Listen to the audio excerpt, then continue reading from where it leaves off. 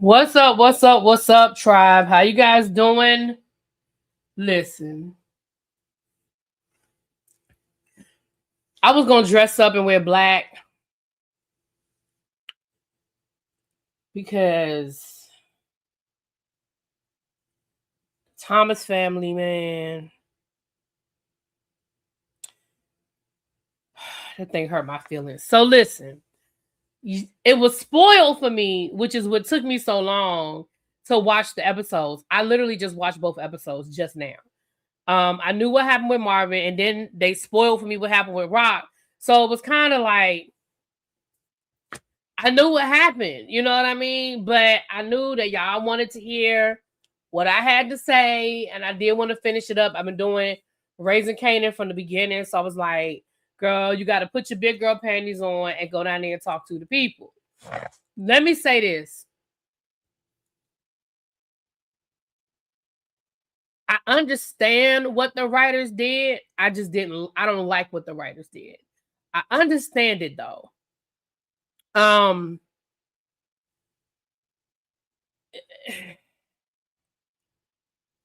Right, but I was out of town because I know the spoilers, and it's unfortunate. And I'm not mad at the people who put their content out, but when you follow those people, it just pops up on your social media, and you get it. It's a spoiler, so they don't give you no warnings, no nothing. It's just up there. So it is what it is. Yeah, I don't know what New York did to me, but baby, I could not sleep last night.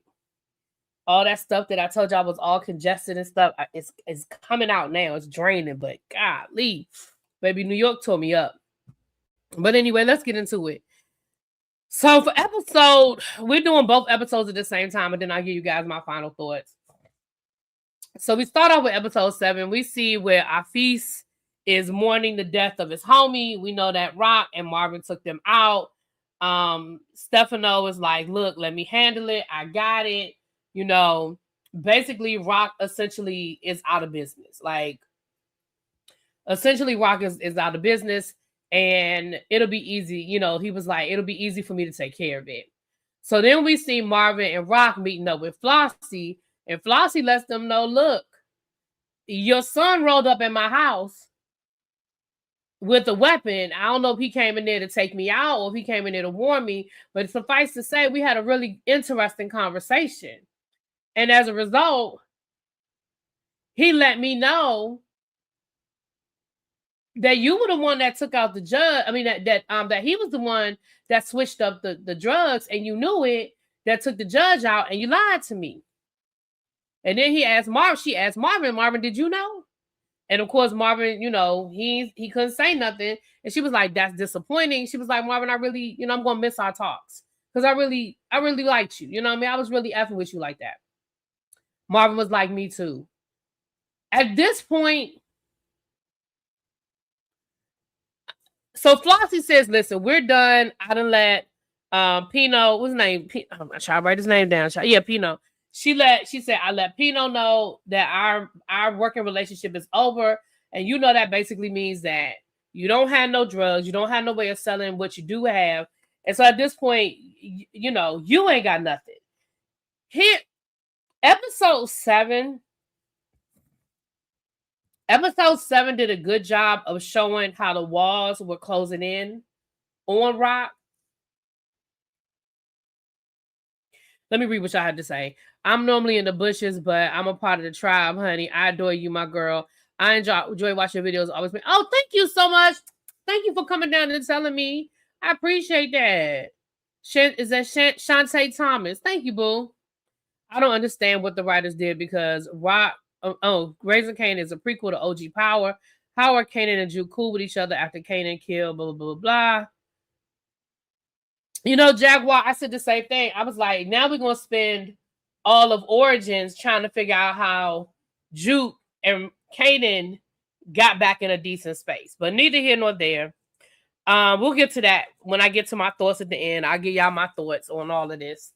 So then we see Kanan and Jarita. Jarita is like, basically, this my problem with Jarita. I'm kind of with Kanan on this whole Jarita situation. Girl, you knew what it was. Like, you literally let me in Flossie's house. What did you think I was going in there to do? What did you think the situation was? It's almost like, you know, she does these things and then she be like, I'm not made out for this. I'm not cut out for this. But I'm with Kanan on this one. Like, you knew what it was. Like, you knew what it was, you know? But she's saying that, you know, now she worried that Flossie's going to come after her because Flossie going to know she set it up. Girl, Flossie was going to know. You didn't think about that before? Flossie was going to know. Like, she was waiting for Kanan. She knew you was on some shit. But Kanan said, listen, we good. She not coming for you. What you mad about? What are you tripping over? She ain't coming for you, man. This next scene with Marvin and Rock, where Rock is telling Marvin basically, go shoot up the pawn shop, go send a message, and bring me Kanan. And Marvin tells in that moment, Marvin says to Rock, I don't want to be in this anymore, but I'm in too deep at this point to walk away. Like, honestly, I ain't with none of this anymore. Like, I'm over all of this. But I know I'm not in a position to really go anywhere. Here's my problem. This is, if I were in the writer's room, this is where I write. I don't take Marvin out the way Marvin went out. And I don't. I really don't. I told y'all what I wanted them to do with Marvin. That is what I wanted them to do with Marvin. I would much rather Marvin to have gotten arrested and be dealing with the charge of taking out the little girl's foster parents than what they did with Marvin's character. I just didn't like it. Again, I'll get to that with my final thoughts. Let me finish going, because we got 2 episodes to get through. So let me finish going through it, and then we'll get to my final thoughts. But just know that my final thoughts. So, but Kanan and Juke weren't close. You talking about in Raising Kanan? They weren't. They weren't. We'll get to that. They really weren't. I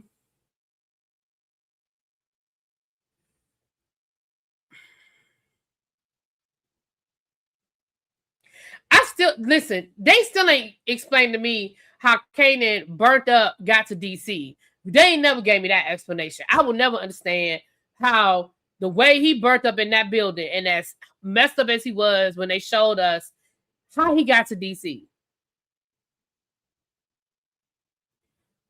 That's a 3.5 car ride, a 3.5 hour car ride, maybe 4, depending on traffic, depending on where you are and all of that. Baby, that is a hump. He was half burnt up and crispy. Like, they've never explained that to me. But anyway, at least not to my satisfaction. Let me say that. Moving right along, child.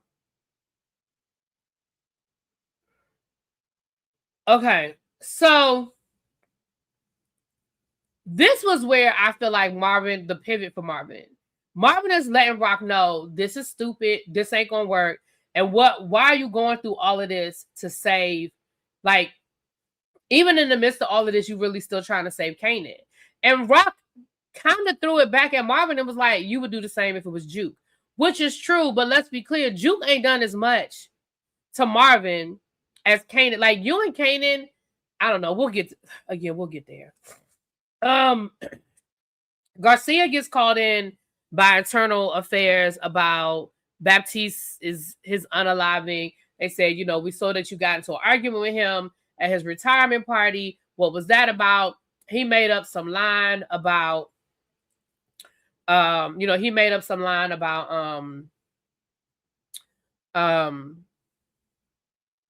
he owed him some money for a football bet or something like that. And he kind of was like, look, he was a good cop. He was a good man. I don't have nothing bad to say about him. You know, that kind of thing.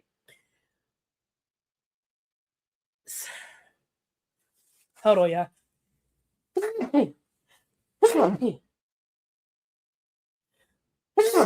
Excuse me.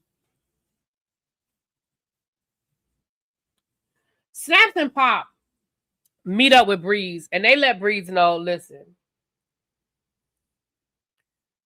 we need to take out.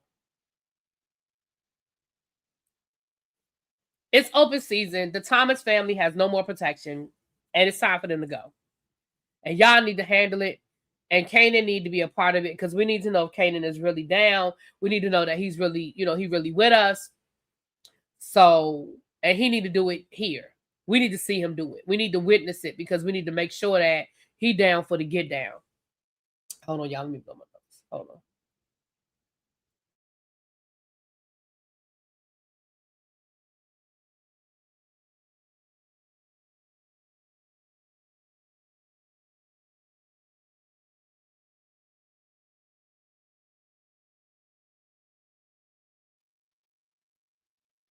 Sorry about that. I agree. We're going to see it in Origins, Jaguar. I definitely agree with that. And that's why I say we're going to spend all the Origins waiting to see how this unfolds, but we'll get to that.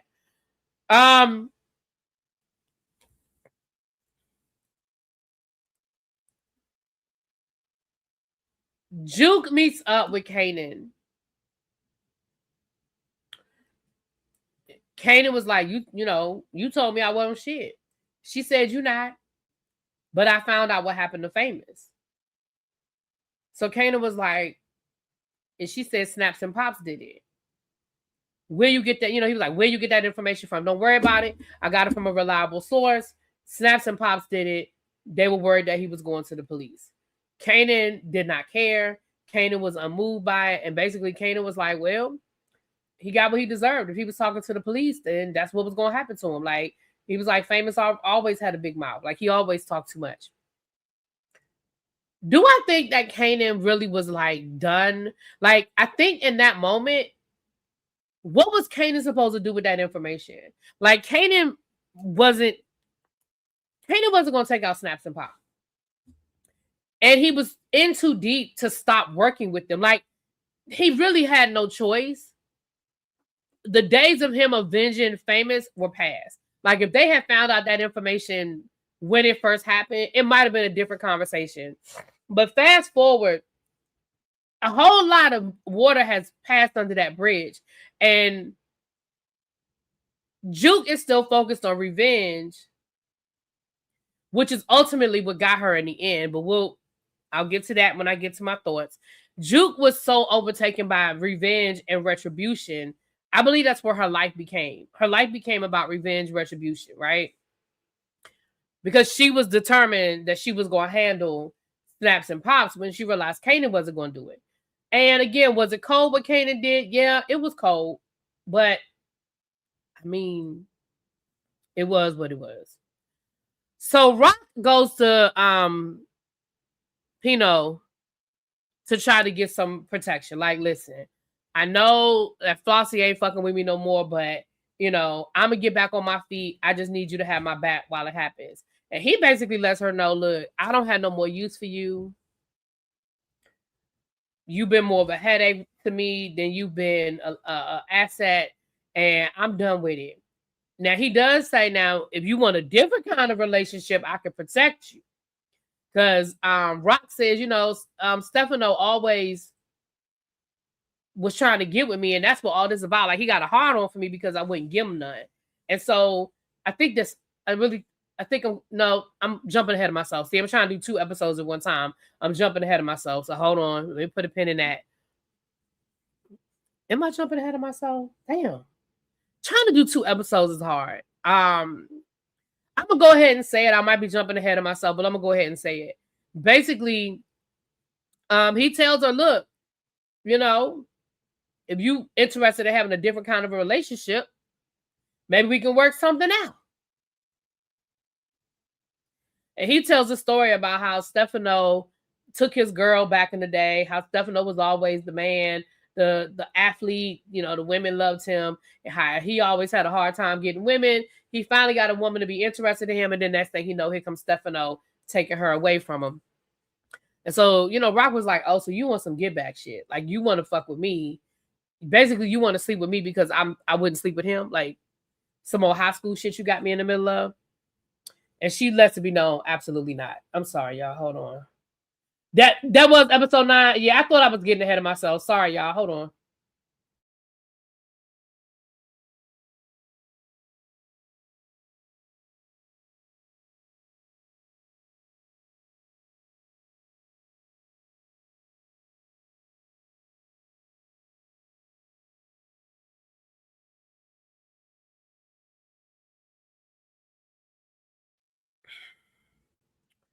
All right. So I thought I was jumping ahead of myself. Sorry, y'all. So next we see Jukebox, Garcia, and Marvin meeting up.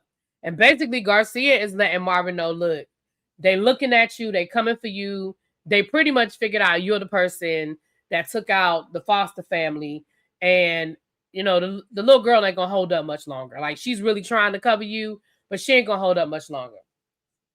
Juke is worried. Marvin tells Juke, ain't nothing to be worried about. They've been trying to get me for a real long time. They ain't got me yet. Don't worry about it. While this is going down, Breeze is talking to Kanan. No, rewind. The two white boys that they've been selling the pills to got picked up by the police. They got caught with a trunk full of drugs. We're going to get back to that because that's important.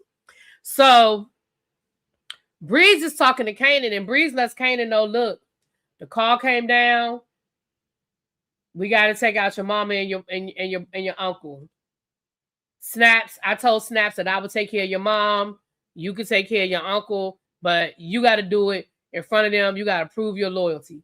And Kanan was like, F them. Like, what you mean I got to prove my loyalty? I don't have to be, like, I've proven my loyalty to them. Like, they the ones that took out my best friend, and I ain't came after them. Like, what are they talking about? Like, I don't owe them nothing.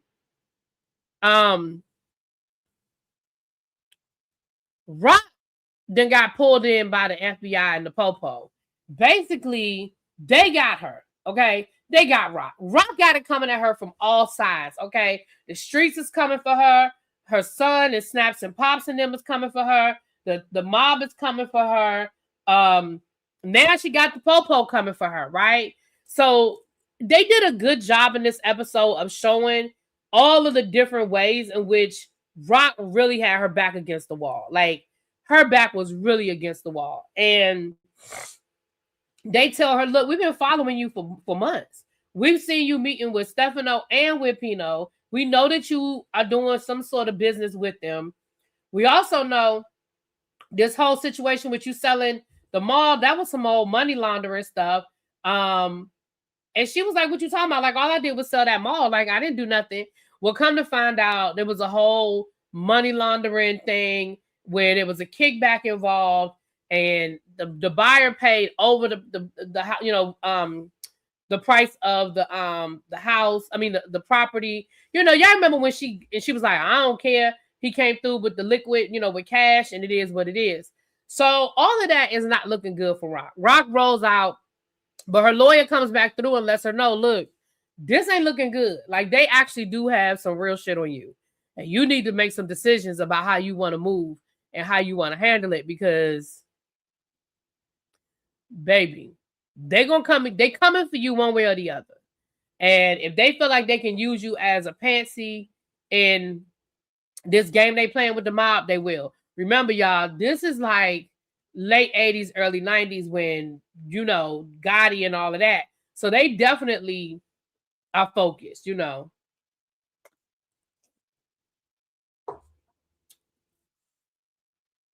Because we know how this episode ends, because I knew how the episode ended, everything in this episode I was looking at from a different vantage point.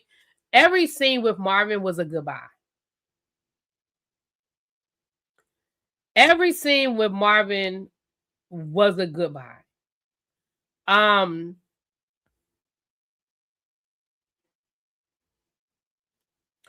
This scene with him talking to Jukebox when he's counting his guns and going through all of his weapons, and they have this conversation, and she's telling him, look, I'm worried.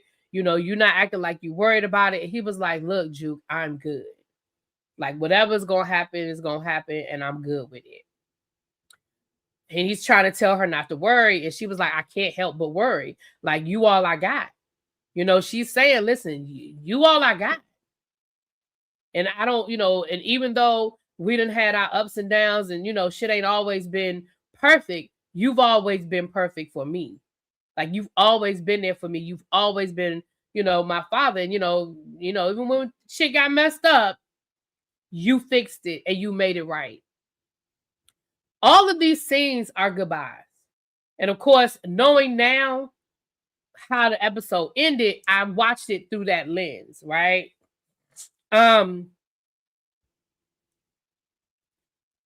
That felt flimsy to me. Sounds like a bunch of little things that they tried to piece together to make one big thing. This is capitalism. You can sell your property to the highest bidder.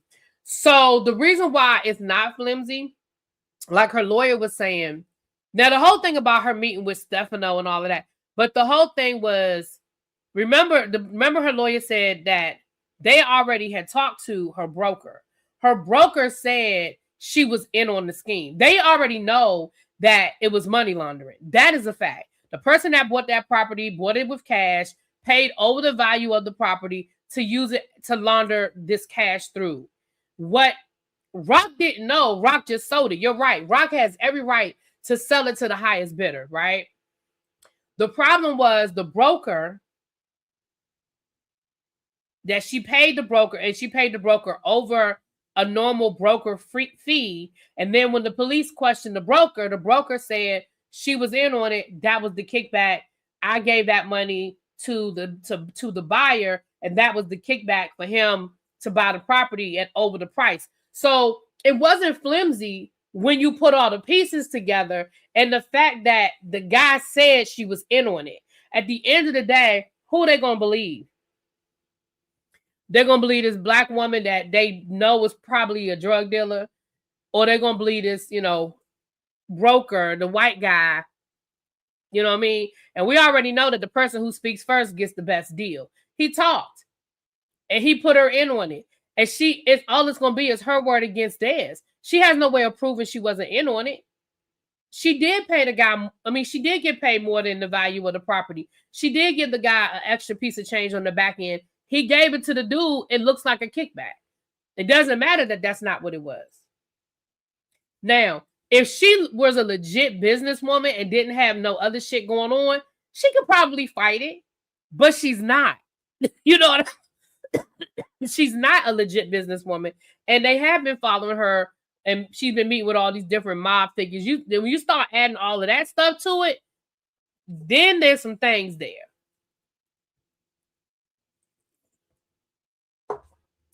Marvin and the crew, they go through to do what Rock wanted, but Breeze and his boys were kind of ready for it, and it turned into a good old-fashioned shootout, and Marvin basically had to cut bait and get the hell out of there. He goes to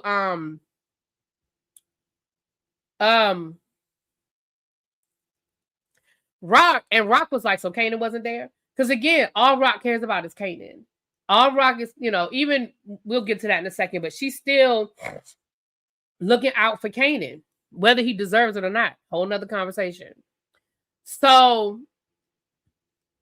Jukebox's ex-girlfriend then came through begging for her back, talking about, I really miss you, I love you, I can't sleep, I can't eat, my grades are in the trash, I'm going through so much, I really want to be with you, I really want to be with you, I really want to be with you. And Juke is letting her know, listen, I'm not the one or the two. I don't, Juke is really doing her a favor, because Juke know that she knows she's not going anywhere good in her life. And she don't want to bring this girl down with her. Like, she really doesn't. Do I think that she cared about her? In Juke's way of doing things, I guess. You know what I mean? But ultimately, she gets rid of her. Now, she ends up going to Kanan and begging Kanan to, save Juke. And Kanan is like, look, I don't know why you here talking to me. Me and Juke ain't even in a good space right now. Like, I can't help you. I can't help you. Breeze and his people are a new breed. It's like Marv told Rock, they got phased out. Rock's biggest problem was that she couldn't see the forest for the cheese. Yeah, she's a dinosaur and doesn't know she is. She's a dinosaur and doesn't know she's extinct. That's really what it boils down to. I agree 100%. Rock and Marvin, again, every scene with Marvin is a goodbye. So this scene with Rock and Marvin, when he goes to her house after they try to shoot up the pawn shop and stuff, doesn't kind of work out. He's talking to her and he's trying to let her know, look, we're done. We don't have no connects. We don't have no work. We don't have no protection on the street. We're done. I don't know what it is that you keep seeing that I don't see, that ain't here. But hold on a second, y'all. I'm sorry, y'all. I'm trying to get through. I guess I had to call me a little.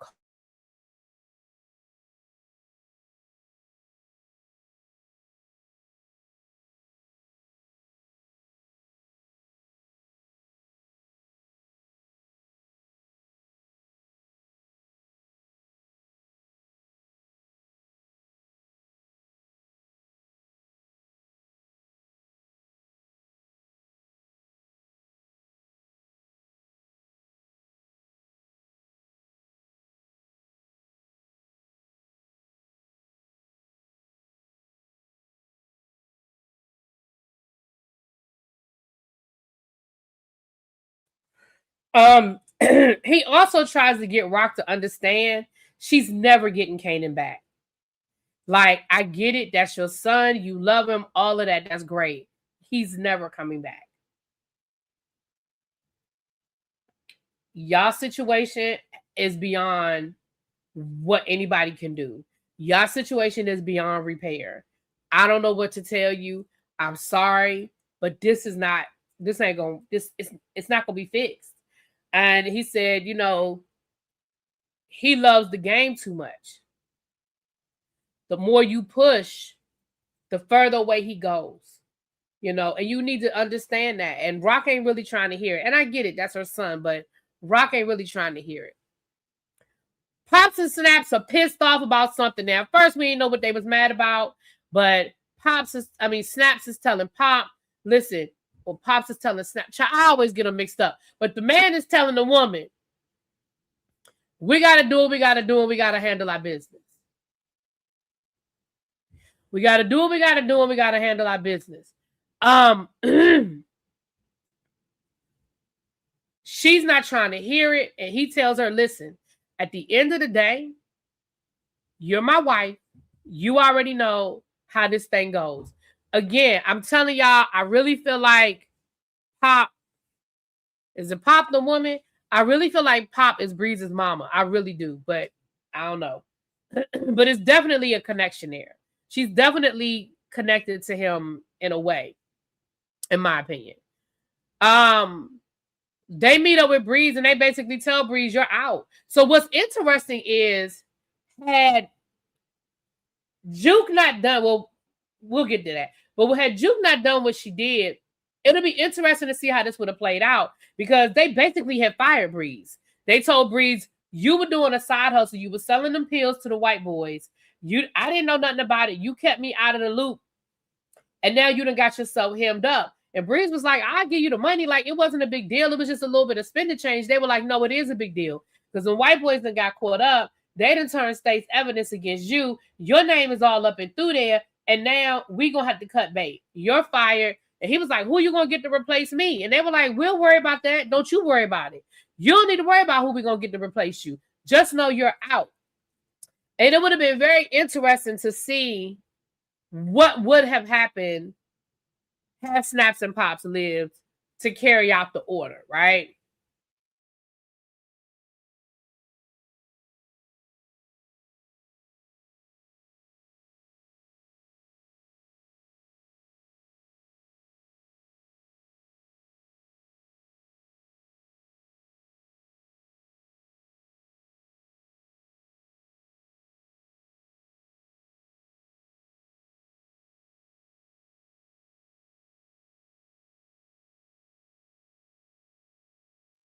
Sorry, y'all. So they come around the corner, they walking through the tunnel, and who they walk into? They walk into Juke. And Jukebox lets them know, oh no, I missed this. Hold on, I missed the scene. Rewind. Pops and Snap rolled up on Kanan. And Kanan let them know, look, I know y'all took out Famous. And this is the thing with Kanan. Kanan can be so easily persuaded. So you know that Jukebox ain't lying to you. You know that Jukebox got this information from a reliable source. You know that it happened. Like, you know it's true. You get in front of Snaps and Pops, and they start working that old Jedi mind trick on you, now all of a sudden you don't know who to believe, you don't know what to believe. Sir, that's what got you in this situation to begin with. Because anybody could talk to Kanan and change his mind. Anybody could say, Kanan, you know that's a lie. Kanan, don't you listen to those people. Who you gonna believe? You gonna believe them or you gonna believe me? Like, everybody was able to get Kanan to double think a question what he thought. Like, everybody was able to get Kanan to be like, I don't know about that. So Pops and Snap basically tell him, he was like, look, I don't really have to prove nothing to y'all, but I'll do what y'all want me to do. But just understand, I don't owe that to y'all. Like, I told y'all I was down and I'm down. I think I'm proving myself time and time again. So he knows he got to take out Marvin. Breeze is going to take out his mama. Now, Pops and Snaps, then that's when they had a meeting with Breeze. They coming around the corner. They run into Jukebox, and Jukebox lets them know, listen, this is happening to you because of what y'all did to Famous. And of course, they were like, what you talking about? We ain't do nothing to Famous. What you mean? Blah, blah, blah. And then finally, the girl lets the guy know, oh, that's Kanan's cousin. And he was like, oh, shit. And he get ready to pull his gun, and Jukebox gets the drop on both of them. So pow, pow, they out. Boom, boom, bam. They gone. Again, it would have been a whole different conversation had Snaps and Pop lived. Could have been interesting. I always told y'all I thought one of them wasn't going to make it out. I didn't realize both of them would. I thought it would have been, if I were in the writer's room, I would have had one of them live. But be hurt bad enough that they were no longer really a element right now. Like, I would have one of them gone and one of them like in the hospital really, really, really fucked up, right? So that they would be no longer a factor in raising Kanan, but it would carry over into Origins. And I feel like that could have been an interesting rivalry between Breeze and whoever the survivor was, and let that play out. I feel like that would have been an interesting twist on things, especially seeing how he fell out of favor with them. I think that would have been an interesting twist. Moving on. I also find it interesting that it didn't seem like anybody was really, like, for them to have been in the game as long as they did, and I'm sure they had a lot of enemies, but they also probably had a lot of allies. I found it interesting that it didn't seem like it made much of a ripple in the streets. Like, it didn't seem like anybody was asking who did it. I found it interesting that nobody was looking at Breeze. And they may not have told Breeze that, I mean, they may have not told anybody else that they were firing Breeze, but I found it interesting that nobody, and again, I know we get ready to flip over into Origins, so maybe that story carries over into Origins, but I just find it interesting that it just didn't seem like it was much of a ripple there.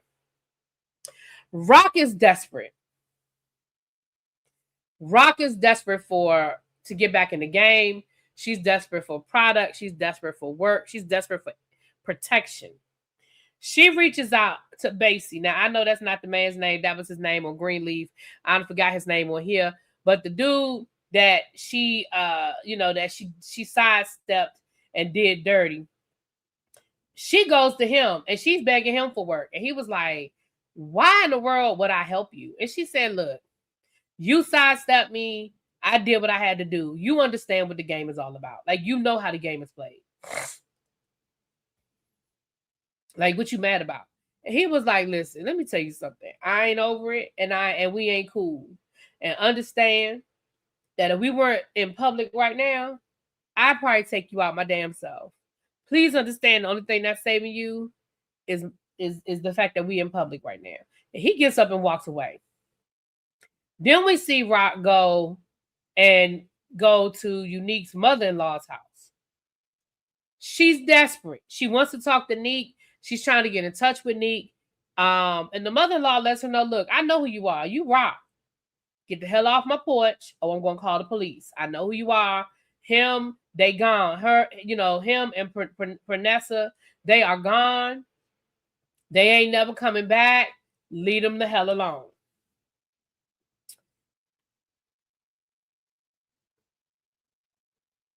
It is what it is. Marvin is writing out his will. He's getting his affairs in order. He knows it's a wrap. Marvin understands what Rock does not see. Marvin knows that there's no more protection, and it's only a matter of time before somebody comes and gets him. He don't know who, where, or how, but he got a suitcase full of money and a letter to jukebox. And he takes it down to the church. He tells the pastor, listen, when they come for me, because I know they coming, when they come for me, I need you to get this to jukebox. I need you to get her this suitcase. I trust you. You know, he gives the pastor a little bit of change. He said, I appreciate that. The pastor say, okay, I'm about to go put this stuff up. I'll be back around. And who comes in the church?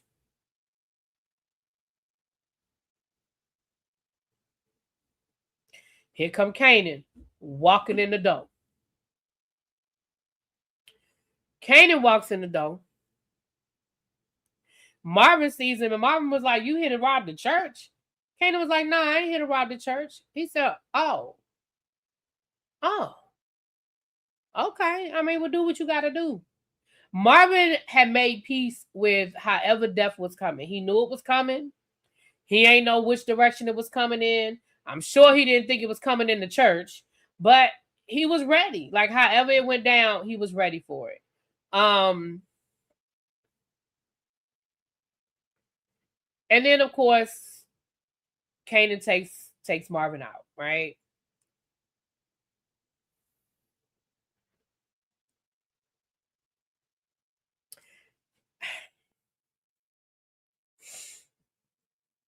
I'm gonna get to that when we get to our final thoughts. We'll get to that.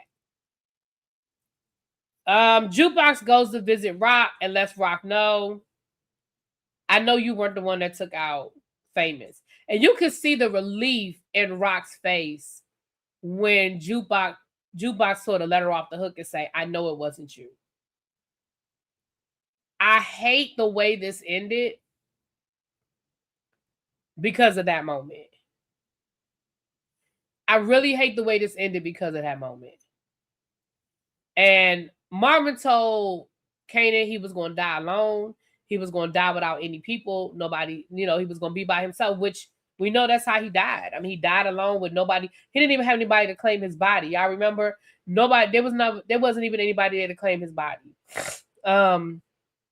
So there's that. So that's the end of episode 7. So let's get into episode 8. Episode 8 picks up with, we got Marvin gone, and we have Snaps and Pops gone. Rock looked like she is just over it. Like, I don't know what, like, it's just her, Jukebox, and Kanan at this point. And she really doesn't have a relationship with either one of them.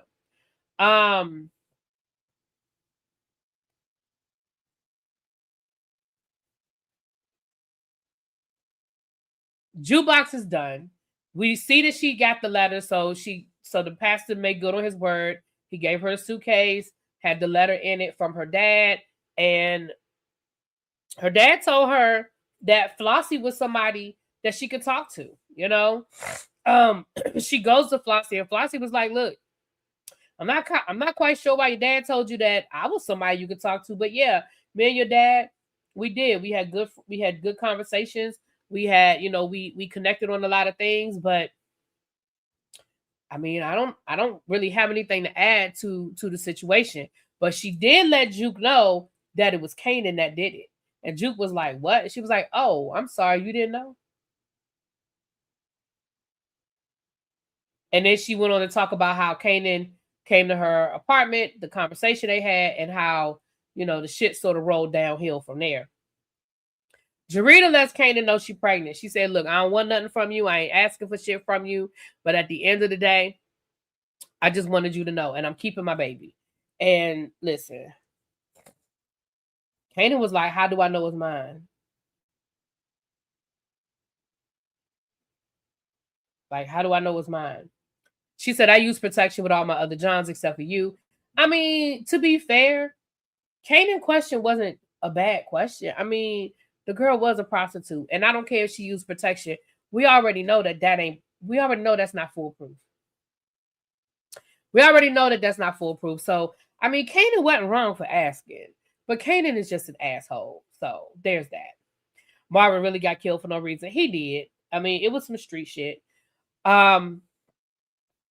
Flossie assumed that Kanan did it because she rolled up on her, but Juke knew it was true. Yeah, I mean, but Juke knew, yeah. But Flossie was the one that said it. But yeah. So Breeze rolls up on the white boys and he takes them out.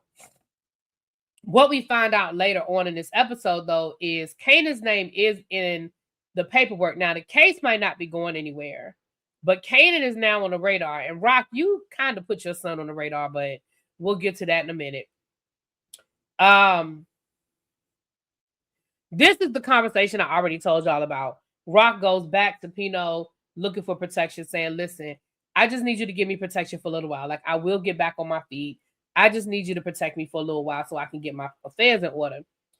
And that's when Pino was like, look, I don't have no reason to protect you unless we're going to have a different kind of a relationship. And that's when he tells the story. He gives her this long story about Stefano and how basically they've been rivals their whole life. And, basically if she become his hoe, he'll protect her. And she was like, yeah, no, that's not like, that ain't how I roll. Absolutely not.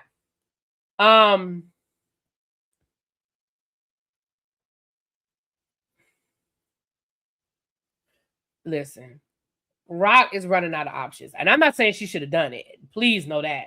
But Rock is definitely running out of options. Breeze and Kanan are talking. And Breeze lets Kanan know, look, we ain't finished. Like, you took out your Uncle Marvin, but your mama's still walking around. And that wasn't part of the deal. And Kanan was like, well, look, Snaps and Pops is gone. Marvin is gone. I mean, we good. And he was like, nah, this didn't come from Snaps and Pop. This came from Stefano. This came from up high. You said you was cool with it. You said you was all right, with us taking out your mom. And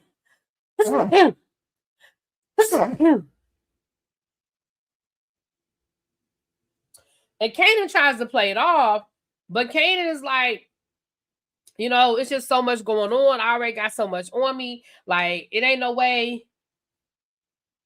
Excuse me, y'all. I guess I didn't call me a little cold, child. Ain't no way that we can kind of like work through this or something. And Breeze tells him, nah, there's nothing we can do. It's a wrap, Stefano's the only one that can call it off, right? Thank y'all. Hold on.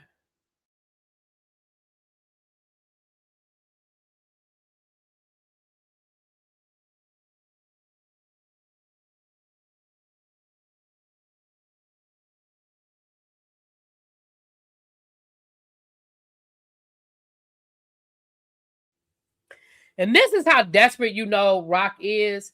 Rock went back to the feds and said and agreed to testify against the mob for witness protection. Here's where Rock kind of fucked Kanan. I don't think she meant to. She says, I want witness protection for me and my son. And the FBI immediately are like, why does he need protection? Like, what is he out there doing? And she was like, I'm just saying that's my son. Like, I wanted to make sure that me and my son are good. So they tell her, listen, we'll run it up the flagpole. We'll see if they agree to it. But again, if we give you witness protection, you better be bringing us the house. Like, we want a lot for this. So the FBI agent ends up rolling up on Kanan and let Kanan know, look, your mom is trying to make a deal and she wants to include you in the deal. But my question is, what you got to do with it?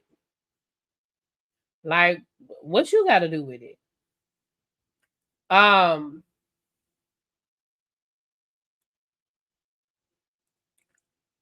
He says, I did some research on you, and you look like you pretty clean, except for a few little skirmishes here and there, until I saw your name was caught up, with this drug ring up in Long Island. And Kanan sort of told on himself. He recovered. He said, I don't know nothing about no white boys. And the FBI agent was like, who said they were white? And so their names are like Italian. And he was like, I don't know too many black dudes with a name, with that name. So you kind of put Kanan on their radar. They really weren't looking at Kanan. You kind of opened up the door for that. But Kanan basically tells him to kiss his ass. He ain't doing it. Rock actually, she eventually turns it down as well. She was like, look, Kanan is right. This ain't who I am. This ain't how I raised him. This ain't how I raised, this ain't how I was raised. I can't do it. Like, however the chips fall is however the chips fall. Garcia and Juke have a moment. He, tells her he's sorry about, about Marvin. And hold on a second.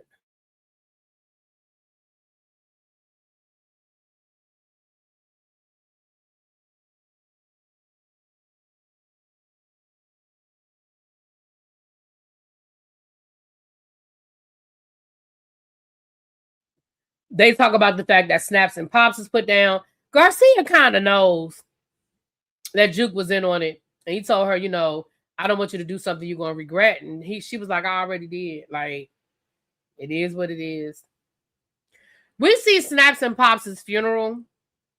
The guy, that he stands up and he makes remarks. He says, great things about him. And then he tells Stefano, listen, I know you know what's up.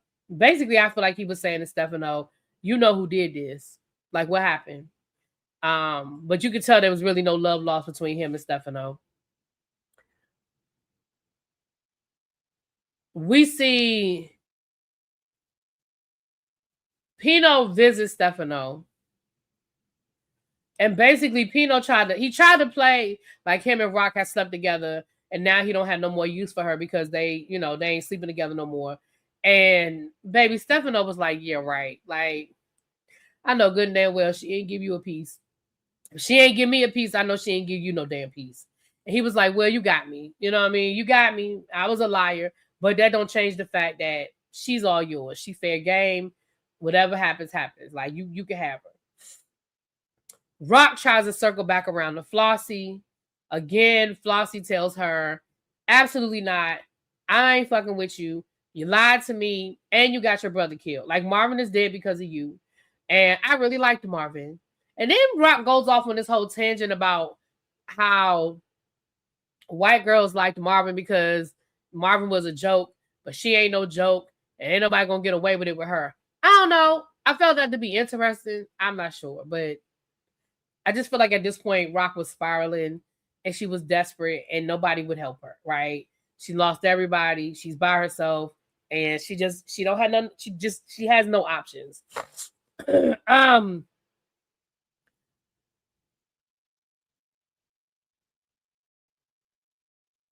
Kanan goes to Stefano and basically begs for his mother's life, basically. He says, listen, what if she just leave town? Like, if she just cuts bait and leaves town, can we let it go? And Stefano says, listen, you told me you was cool with us taking out your mama. Like, what changed? And Kanan was like, look, I already, kind of the same thing he said to Breeze. Look, I already got a lot going on. Listen, if she just leave town and don't come back, can we dead this? So he says, listen, so you tell your mother to come and talk to me. I got a job for her. If she takes care of the job, I'll let her go. If she takes care of this job I got for her, I'll let her go. Tell her to come and talk to me. So we also see Kanan in his first run-in with Ghost and Tommy. They do look like they 5 years old in this scene. Kanan said, y'all are too young. He said, come back to me when y'all done with y'all happy meals, right? But again, that's our first little glimpse. That's our first little glimpse. We see Juke have her last moments with Marvin. She puts a little dum-dum lollipop in his shirt because, of course, Marvin kept a lollipop, a toothpick or a lollipop. You know, he kept that. Yeah, well, they've been together forever. I don't know if they're actually married or not, but they've been together forever. Asking for witness protection wasn't the red flag. People always try to protect their family as well. It was asking for immunity that raised questions. Touche. So Rock goes to Breeze was meeting with Stefano. And Stefano was like, look, I'm not sure if I'm ready to turn my operation over to y'all. Like, I felt better when Snaps and Pops was there. Like, y'all are kind of young. You know, like, y'all are just a bunch of kids. I'm just not sure if I'm comfortable with that. And Breeze is convincing him that he good. He can run the business. And then Rock shows up. So Breeze is watching the conversation between Rock and Stefano. And basically, Stefano tells her, listen, you know, your son came and advocated for you. I told him, if you could do this job for me, you got 24 hours to get out of town and never come back to New York. Like, you take care of this. I promise you, I'll give you to the next day to get the hell out. Just to get the hell on, get out of town.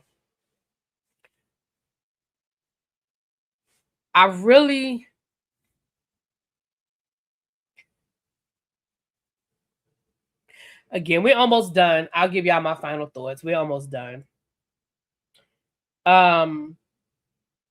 Rock agrees to do it. I mean, she really don't have much of a choice. So she agrees to do it. Let me rewind. Shit. Kanan tells Rock to go see Stefano. And they have this moment. This was a really great moment. This is a moment that we needed. I'm glad they put it in the finale. I'm glad we got a chance to see it. Kanan and his mom make peace, right?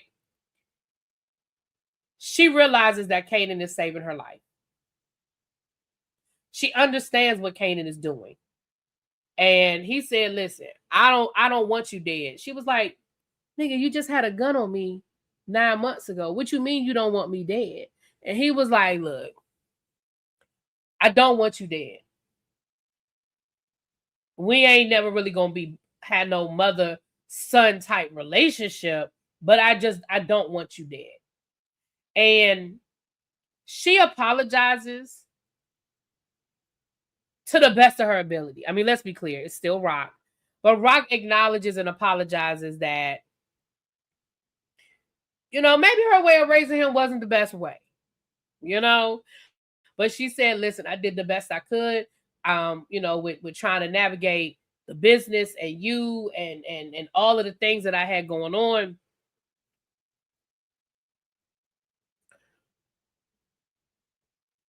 And they end up hugging.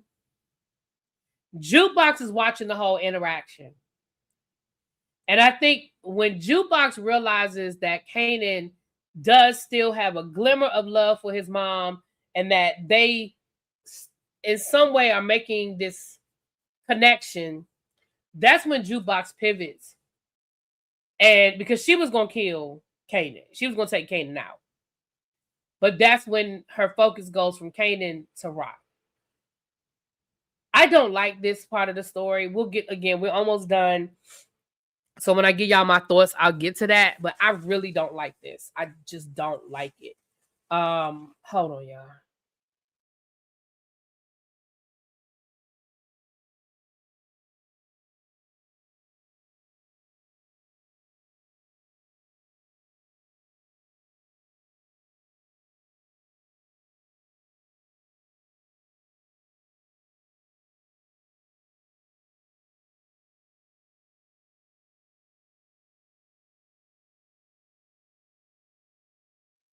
Sorry, y'all. I'm trying to get through the rest of this.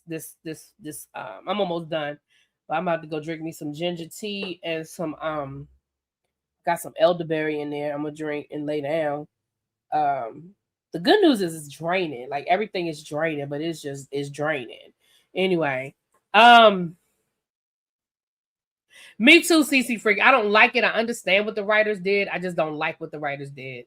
So here's the thing. The job that Stefano wanted Rock to do was to take out Pino, which she did. I mean, she ain't had no. Listen, that was easy for her. Like, she didn't have no, especially after Pino didn't protect her, didn't have her back. I mean, that wasn't no thing for her to take Pino out.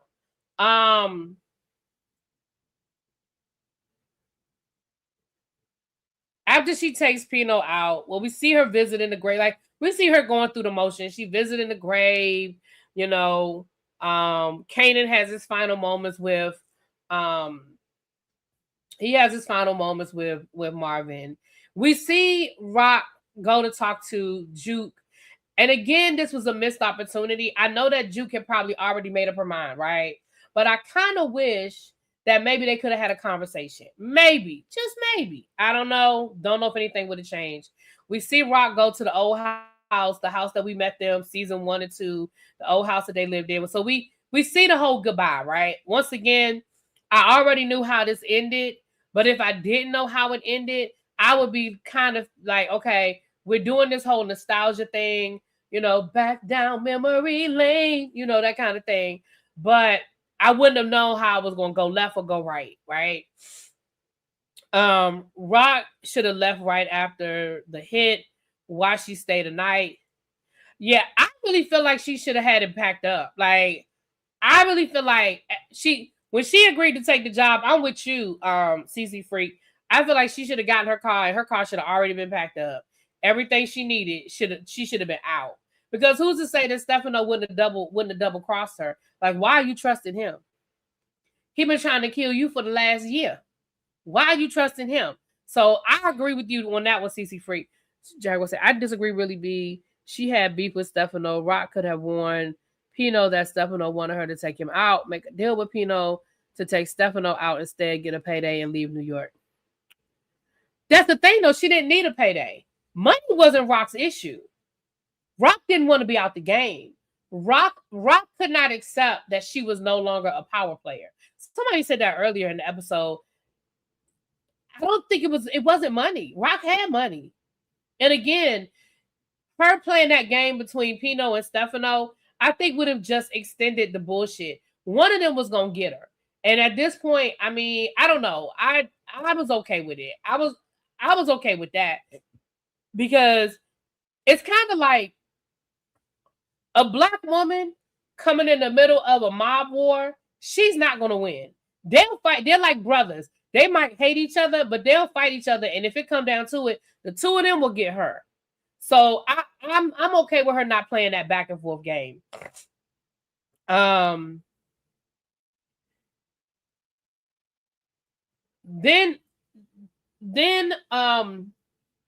we see Jukebox come in to kill Rock. Now, my first question was, did Rock already fire her security, like thinking she was getting ready to leave town? Because Will is the security guard. And I'm not even talking about in this moment. How did Jukebox get out the house? She didn't have no silencer on that gun. The pow was pow-powing. How did you get out that house?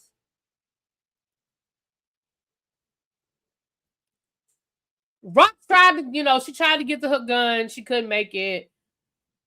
Jukebox takes Rock out. And Jukebox Rock is like, why? Like, why are you doing this? And she said, you wouldn't even understand if I told you. I think she would have, though. I just think Juke didn't want to have a whole lot of conversation. But Rock would have understood. Like, I mean, when I say understood, I mean understood to the best of my ability. You know what I'm saying?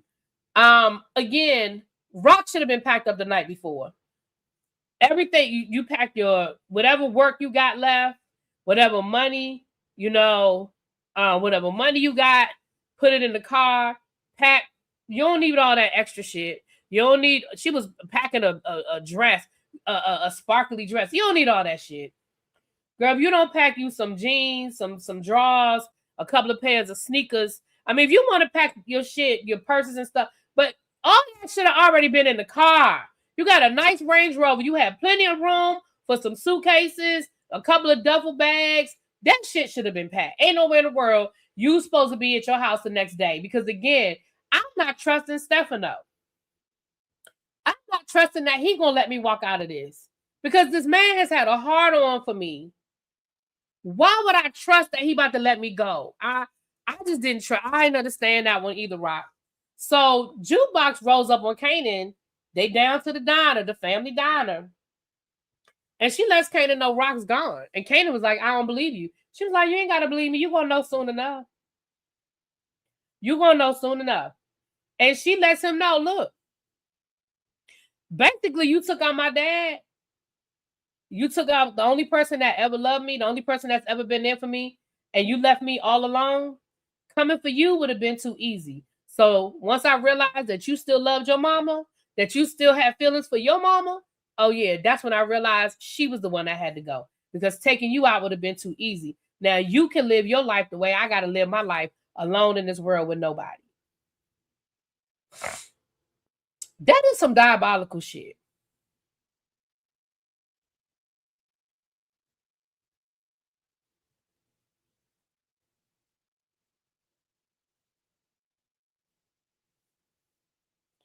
Right, when she said Kanan, yeah.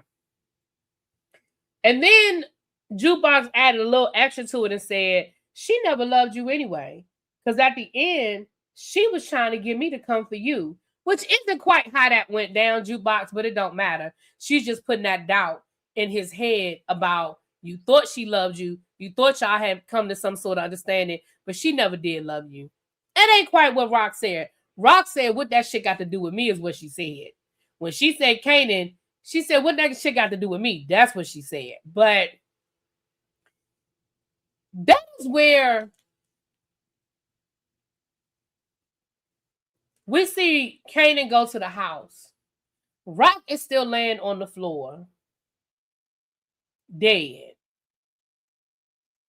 And Kanan sort of sits there, I guess to make, have his final moments with his mom. Symbolically, I get this scene. I do. Symbolically, this was a great scene. This was a great way to end this, symbolically. But realistically, I don't understand how ain't nobody. She lived in Connecticut. Ain't nobody called the police. They heard them gunshots. Ain't nobody called the police. Where's her security? Her security not there? I mean, did Juke take out the security too? I mean, nobody went upstairs to check on Rock. Nobody called the police when they heard gunshots. But again, symbolically, I understand why this was the ending scene. So let's talk about my final thought. My final thoughts is that I still feel like Raising Kanan is the best, so far the best spinoff out of all of the Power universe. It is definitely better than Force, and it is way better than Book 2. Were there some things that I had some issues with along the way? Of course. Nobody can make you happy all the time, right? You always think you know better. You always think that you could see a different outcome, or you wish some things had went better, right? Me personally, I would have done what I told y'all 3-4 episodes ago. I would have had Marvin go to jail. And I'm going to tell you how this would have been a perfect scene. I would have loved if I still would have been fine with Juke rolling up on Rock. I still would have been fine with it. I just wish that Rock would have been able to talk Juke down. I think it would have been a great scene to give us the flashbacks to season 1 and 2 when Juke and Rock were really close. When Rock was like her mom. The times when they laughed, the times when Marvin beat her up and she went over there, and when, Rock tried to, whoop Marvin's ass for doing it. Like, I wish that we could have gotten the flashbacks, and I feel like I wish that we could have had a moment where Juke lowered the gun and maybe they had a moment. You know what I'm saying? and then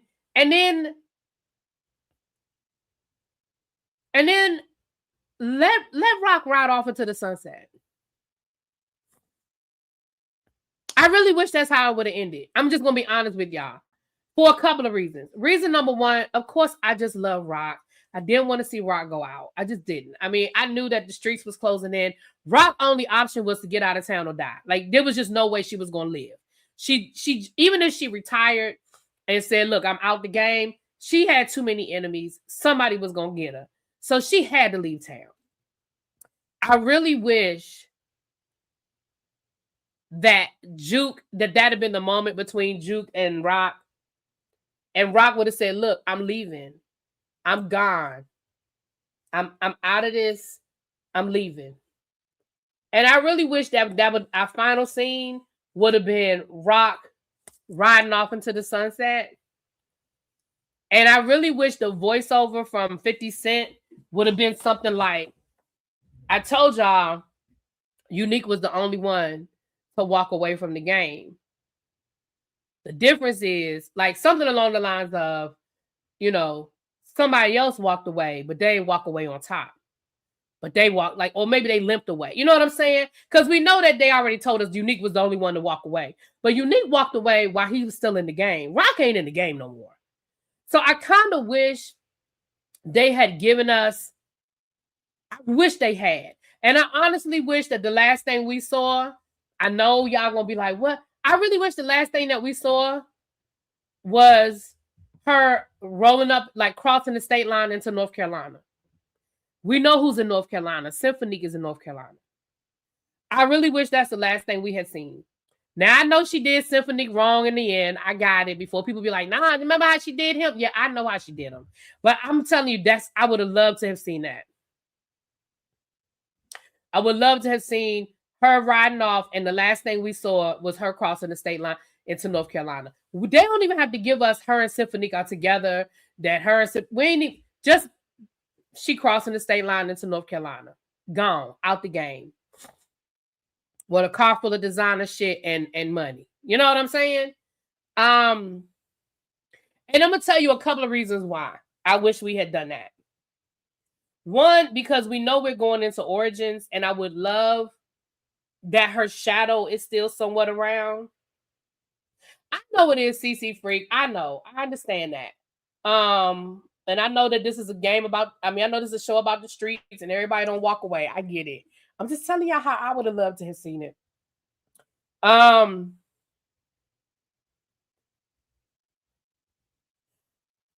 Also, I told y'all they're going to do Power Legacy. I would love to have seen a cameo of Rock and Unique in Legacy. I would love to have seen that. Not that they back in the game, not that they have a major story, but something.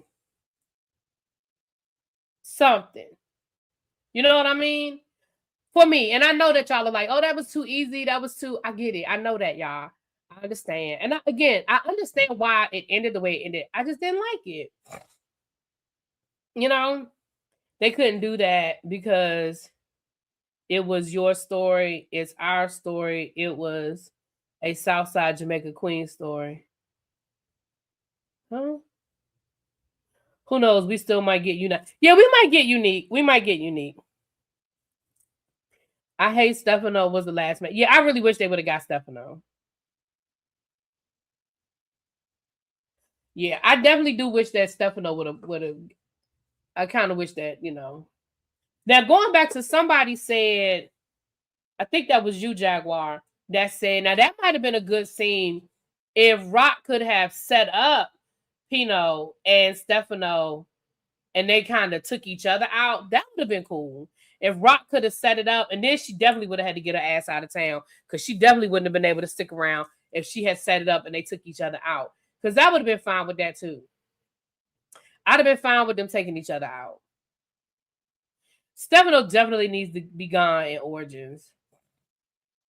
That's exactly why I say Rock should have made a deal with Pino and yeah, I could see that. I could definitely see that, Jaguar. that they could have took each other out. I definitely could see that. But yeah, do I think, again, I understand why it ended the way it ended. Like, the Thomas family is gone. Like, the way, like, we started with the Thomas family. They were running the streets. We saw how they lost power. We saw how they ended up on the back end. We saw that they didn't make it. That is a realistic ending to a street story. Like, the reality of the situation is most people don't get out. Most people don't get out the game, especially when they're in deep. Rock's ego wouldn't let her let go. Marvin was ready to let go. Lou was ready to let go. Her ego wouldn't let her let go. So again, I get it. I understand. Now, as far as going into origins, I definitely think we're going to see the jukebox Kanan saga continue. Because how did we get to a point where she was even willing to save his life? Because she did. Somehow he got to DC. Still don't know how the hell he got to DC, burnt up, but he gets to DC. She nurses him back to health. Now, granted, he promised her a payday. He told her that, he was trying to get revenge on Ghost and Tommy, and she was in on it because for whatever reason, she had beef with Ghost and Tommy as well. So, I mean, she didn't save him because she loved him, but we saw that Juke was just, she was a criminal. She was just, and you saw Ghost and Tommy was scared of her. So clearly, whatever happened in Origins, Jukebox becomes a menace. I mean, Jukebox just becomes a menace, and we see that, and I think we're going to see that in Origins, how this monster that was created continues to infest the streets. She misread him when she was in her car. It was a hard road.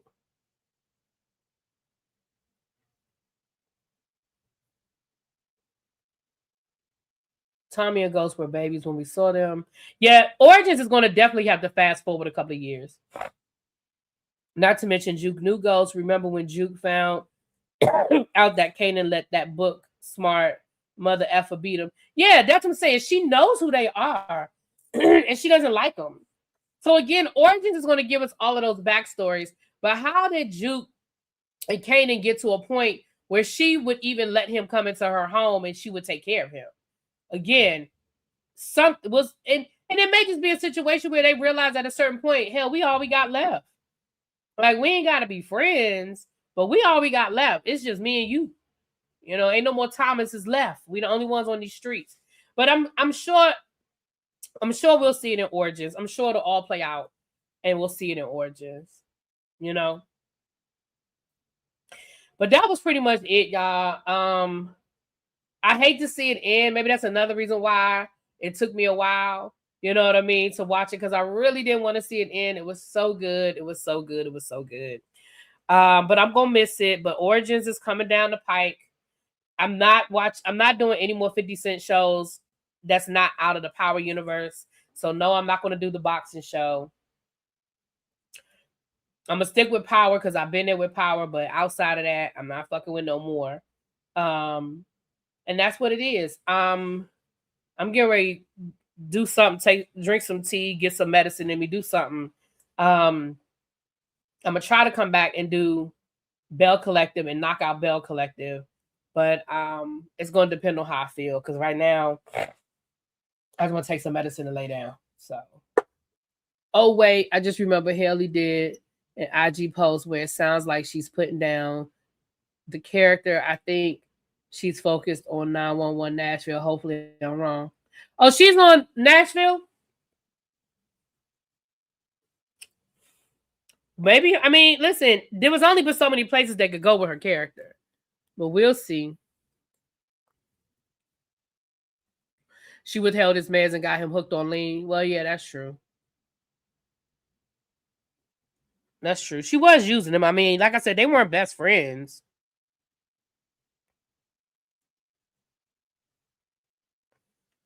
So, all right, y'all. I'll talk to y'all later. Mwah. Peace.